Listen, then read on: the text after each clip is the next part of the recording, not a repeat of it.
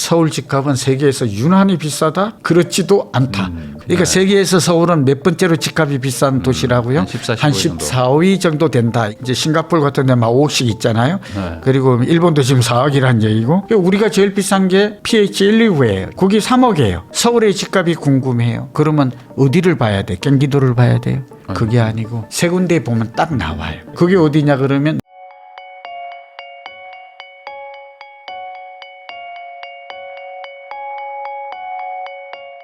고종환 원장님하고 이야기 나누고 있는데요. 그러면은 지금 어쨌든 서울 쏠림 현상이 계속 강력하게 있잖아요. 그리고 이제 지방에 있는 부자분들도 이제 지방 거 팔아가지고 서울 수도권 사야겠다는 생각들을 되게 확고하게 가지고 계시거든요. 그러다 보니까 이 소위 말하는 뭐 꼭 실거주 수요가 아니더라도 그냥 투자 목적으로도 막 서울을 사시니 이게 더 과열되는 것도 있는데 이 방향은 앞으로도 계속 될지 아니면 좀 뭔가 대안이 좀 나올 거라고 보십니까?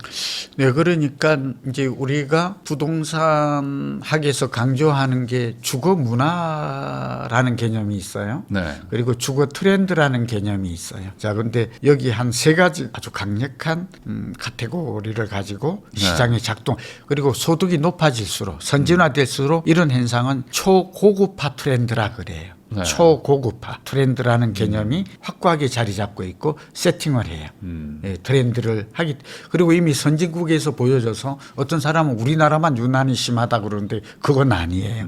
그리고 문화는 이게 30년 이상을 문화라고 그래요. 한 세대가 30년이니까. 네. 그리고 트렌드는 10년을 봐요. 네. 그러니까 지금은 트렌드로 그러니까 이렇게 쉽게 예를 들어 아파트를 선호하는 문화는 문화예요. 이제 문화가 됐죠. 예, 문화가 돼요. 그러니까 아파트 좋아하는 거는 한 10년 후에 바뀔지 몰라 이런 생각은 맞지가 않아요. 근데 이대로 가요. 별일이 없으면. 공동주택 중에서도 아파트를 선호하는 문화는. 그리고 요즘 단독주택에 있던 분들도 제가 저기 성북동 평창로도 다녀왔는데 초청을 받아 갔더니 거기도 가격이 예전에 땅값이 올랐거든요. 또 희소 가치로. 근데 그렇지가 않대. 네. 재벌들도 나이 많아지니까 이제 예, 이게 관리하기도 좀. 예, 그러니까 이제 생각이 좀 달라진 것 같아요. 여기는 막 집 관리하고 이러는데 물론 그런 분도 있겠죠. 예, 그러니까 새 아파트를 보고 났더니 그러더라고요. 원베일리하고 반포 자이 레미안을 보고 왔더니 그게 눈에 계속 어린. 그러니까 나만의 정원이 뭐 중요한가? 이제 소통이 중요하다. 나처럼 이제 할머니가 이제 그런 표현을 써요. 그럴 수 있죠. 예, 그리고 목욕탕도 같이 가서 하고 대화도 하고 수영장도 그러지만 수영장 가로 따로 가야 되고 막 골프치러 따로 가야 되고 이거 번거로운 얘기거든요. 그 안에 또 병원도 있고 의원도 있고 아이들 그렇죠. 또 아이들 얘기를 들어보니까 그 즐거움이 그게 행복이더라. 그러니까 이렇게 되는데 이유가 있다 이 말인 거죠. 네, 그래서 이게 문화고. 예, 아파트에 그리고 이제 편리해야 되니까 도심으로 가야 되겠죠. 또 도심 중에서도 어때요? 아파트 문화 이제 두 번째 아파트 중에서도 새 아파트 여기까지 왔고. 네.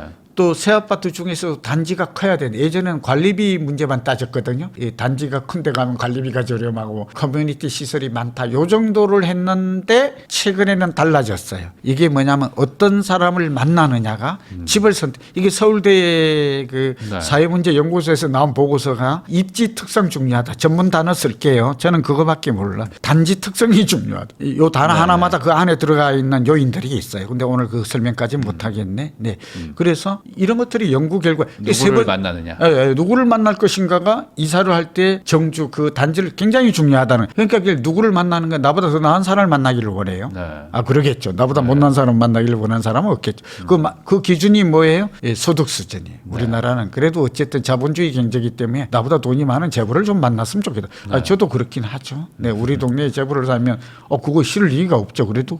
예, 그리고 이제 두 번째는 이제 직업 수준. 우리나라 예를 들면 정치인, 막 고위 관료, 장관들 다 강남에 살잖아. 예, 그러면서 장관들은 늘 자기가 거기에 살게 된 게 여기에 꼭 살 필요 없다. 이제 이게 문제가 되는 거예요. 나는 살고 있으면서. 그래서 강남에 살고 있어요. 그러니까 직업이 중요하고 그게 결국은 교육 수준과 연결이 있어요. 그러니까 자녀들 교육에 관심이 많죠.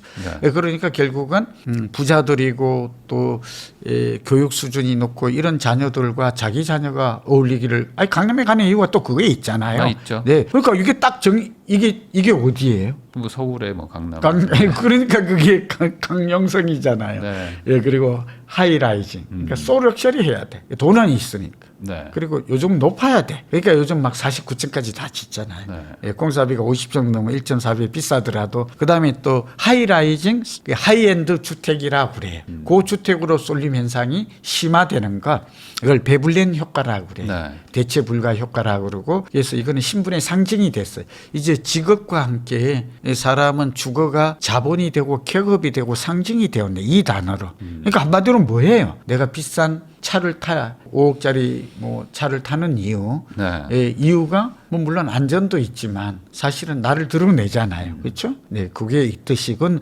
부자들일수록 자기를 과시하고자 하는 욕구가 많은 건 저도 봤어요. 아주 그 재벌은 그럴 필요가 없어요. 뭐. 네. 예, 명함으로 끝이니까. 예, 이재용 씨는 얼굴만 하면 되지. 네. 돈이 있을까 없을까? 뭐 이걸 누가 궁금하게 여긴 사람은 없죠. 그러나 보통 한 100억에서 1000억 정도 있는 분들은 또 그렇지 않아요. 네. 자기가 부자라는 걸 어떻게 좀 표현을 해야 되고 남이 알아줬으면 좋겠는데 그게 차고 명품이잖아요. 그런데 집이 딱 대표적인 거거든요. 그리고 외국에서 손님 왔을 때 이분이 여기서 감동이 많대. 집으로. 예, 집으로. 해서.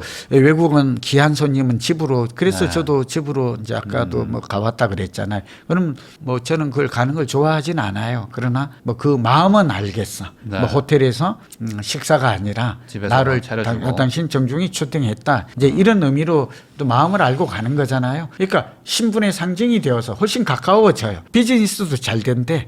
집으로 했을 때 집이 와가지고 한강 쫙 보이고 뭐 70평, 80평 아파트에 그렇죠? 그렇죠. 여기 이 있으면 이 사람 의심 안 해도 되겠군. 네. 이렇게 가정도 화목하고 가족을 보여주면 화목하다. 그럼 믿을만하네요. 그러면 비즈니스도 빠르게 투자 의사결정이나 된다는 거잖아요. 네. 예, 그런 의미에서 이거는 피하기 어려워요.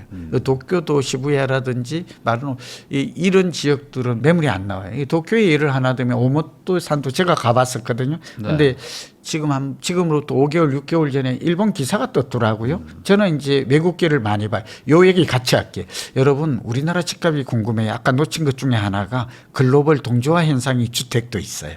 이게 굉장히 중요해요. 네. 저만 말할 수 있는 부분을 오늘 부일남이 와서 한다고 얘기했잖아요. 그 중에 하나가 글로벌 동향을 꼭 보십시오. 오모토 산대에 가면 주상복합이 있어요. 거기가 200평짜리가 일본에 제일 비싸요. 저는 그걸 보고 한국을 지금 얘기하는, 우리나라는 얘기했잖아요. 네. 그 현상이 우리만 있는 게 아니라 우리가 인당 대만에도 뭐 200억짜리 있고. 3만 6천 불이거든요. 우리가 인당 GDP가 네. 비슷한 데가 대만하고 한국하고 일본이에요. 네. 그러니까 이거는 비교할 만해요. 그리고 싱가포르이 9만 불이에요. 세계 두 번째예요. 룩셈부르크 그 다음에 한 네 번째쯤 되나? 9만. 네, 제일 높은 데가 룩셈부르크 14만 불 정도 되더라고요. 네. 뭐 어쨌든 아시아에서 1위는 싱가포르니까 싱가포르 같은 경우가 강남이 지금 8만 9만 불 돼요. 그러니까 싱가포르 집값과 강남 집값을 비교하는 것은 의미가 있어요. 비교를 해봐야 돼요. 글로벌 네. 집값. 소득이 비슷하다. 소득 그러니까 글로벌 PIR 지수라 그래요. 네. 이걸 요까지 알아야 돼요. 이거 모르면 진짜 전문가 아니에요. 그래서 다시 정리하면 일본이 제일 비싼 게 4억 정도 해요. 평당. 예, 네. 평당 4, 5천 정도 딱 거래가 하나가 됐어요. 네. 일본에 제일 비싼 게. 그게 200평짜리가 900억에 된 거예요. 그건 다른데 그런 매물이 있을까요? 없어요. 그러니까 그 가격이 이상하게 높은 가격이 아니에요. 실제 거래된 가격이에요. 실거래가죠? 네, 그렇게 돼 있고. 우리가 제일 비싼 게 PH129예요. 네. 거기 3억이에요. 거래는 안 됐어요. 근데 100평, 99평이 300억에 분양된 건 맞아. 그 제가 갔다 왔다니까. 제약회사 회장님이 가까워서 초청을 받아서 갔어요. 좀 놀랐어요. 네. 뭐 어쨌든 그러니까 3억이다라는 거잖아요. 그러니까 이 3억도 비싼 게 아니다. 우리나라가 그러니까 이제 싱가포르 같은 데 막 5억씩 있잖아요. 네. 그리고 일본도 지금 4억이라는 얘기고 뭐 그렇게 본다면 우리만 유달리 비싸요. 이런 이제 그다음에 그 글로벌 PIR 지수가 있는데 이것도 잠깐 소개를 할게요. 네. 이러면 여러분 오늘 저와 함께한 충분한 가치가 있어요. 다른 데 들을 수 없는. 그게 2년 전에 나온 지표가 우리가 20이에요. 서울이. 네. 타이베이가 19이고. 그런데 그 앞쪽에는 뭐 막 모나코라든지 뭐 작은 나라들이에요. 뭐 싱가포르. 근데 최근에 집값 상승 이걸 봤더니 서울이 싱가포르하고 일본보다 도쿄보다도 더 많이 올랐더라고. 그래서 무슨 일일까? 최근에 좀 순위가 상승했을 것 같아. 네. 한 10, 제가 볼 때 이거는 추정이에요. 14위, 15위가 될 것 같아. 그러니까 세계에서 서울은 몇 번째로 집값이 비싼 도시라고요? 한 14, 한 15위 14위 정도 된다. 이러면 좀 앞당겨 줄 수 있어요. 최근에 올라서 그래. 토호제 해제 이후에. 네. 그래서 오세훈 시장이 얼마나 잘못했는지 제가 계속 정말 이 패착이 이 시장을 왜곡시키고 지금 이러고 있다. 너무 그러니까 본인도 사과도 했어요. 그러니까 뭐라고 할 수도 없겠지만 그렇게 지금 되어 있거든요. 그다음에 최근에 집값을 봤더니 서울의 집값이 궁금해요. 그러면 어디를 봐야 돼? 경기도를 봐야 돼요. 그게 아니고 세 군데 보면 딱 나와요. 저는 그렇게 해요. 도쿄. 예, 그게 어디냐 그러면 뉴욕을 봐야 되고요. 뉴욕이요? 예, 싱가포르를 보고요. 도쿄를 봐요. 그리고 대만까지 보면 좋아요. 그 네. 가오슝 지역이 오히려 타이페이보다도 TSMC가 그러니까 이것도 굉장히 투자에서 중요한 포인트예요. 제가 이제 앞으로 뭐 책을 내는데 용인 지역이 바로 실리콘밸리처럼 될 가능성이 많아요. 뉴욕하고 집값이. 이건 굉장히 앞으로 은퇴하는 분들은 다시 또 좀 한번 생각을 해봐요. 오늘 그런 얘기가 저는 실리콘밸리를 직접 다녀왔거든요. 땅값이 그러니까 뉴욕하고 비슷해요. 그리고 월세가 비슷해요. 방 하나의 월세가 350이에요. 이거는 인터넷에도 나와 있어요. 네. 누군가가. 어쨌든 소득을 따라간다는 거죠. 소득을 따라가요. 거기는 그냥 빅테크 기업들이 임금이 굉장히 그러니까 임금이 높으면 집값도 비싸더라. 네. 교통난과 주거난이 심화되더라. 네. 그럴 가능성이 우리나라 반도체도 SK 그게 이제 용인도 보면 원산면, 네. 이동면, 네. 남사 이런 데가 예를 들면 제일 가까운 데가 동탄이긴 한데. 동탄도 가깝고.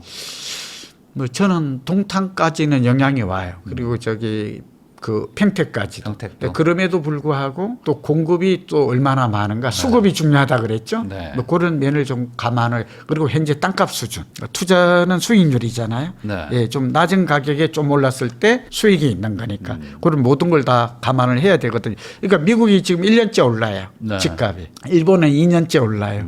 그럼 대만도 2년째 올라요. 미국도 주식이 오르니까 당연히 그 문제도 있고 코로나 팬데믹 이후에 20년 이후에 돈을 새 집을 안 좀 지었어. 벌고. 공사비가 올라서. 그래서 거기도 새 집이 없고 재고 부족하고 네.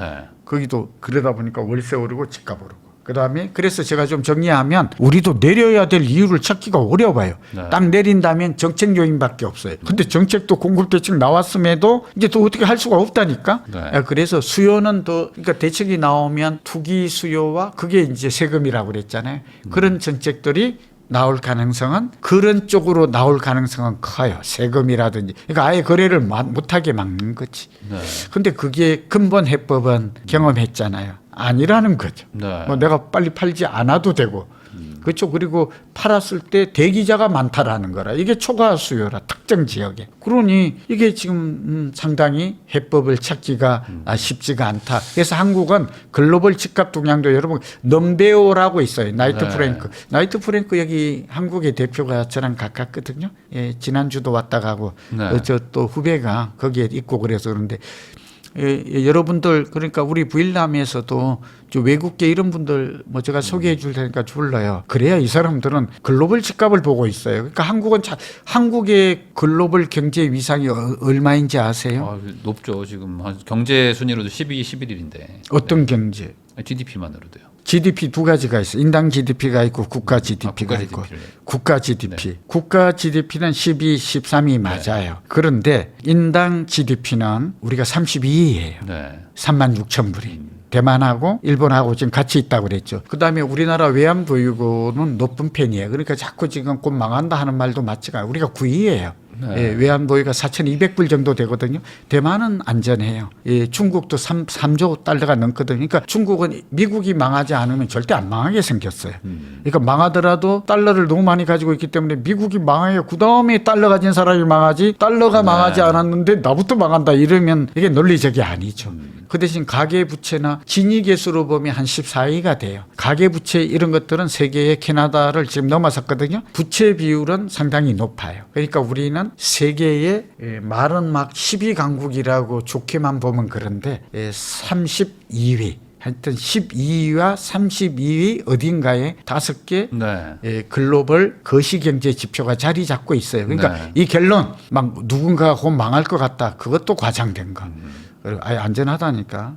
우리 지금 10대 강국이라니까. 네. 그런데 이 말도 사실은 맞는 말은 아니에요. 이거 5대 거시경제 지표를 알면 우리나라는 아주 안전하지도 아주 위험하지도 않다. 우리나라 집값은 서울 집값은 세계에서 유난히 비싸다. 그렇지도 않다. 그리고 집값이 오르는 배경에는 유럽이 요즘 안 좋아. 예전 같으면 파리, 런던 제가 집값을 네. 보고 있는데요. 거기는 지금 안 좋네. 그러니까 런던, 영국하고 프랑스, 독일이 경제가 안 좋은 것 같아요. 거시 경제가.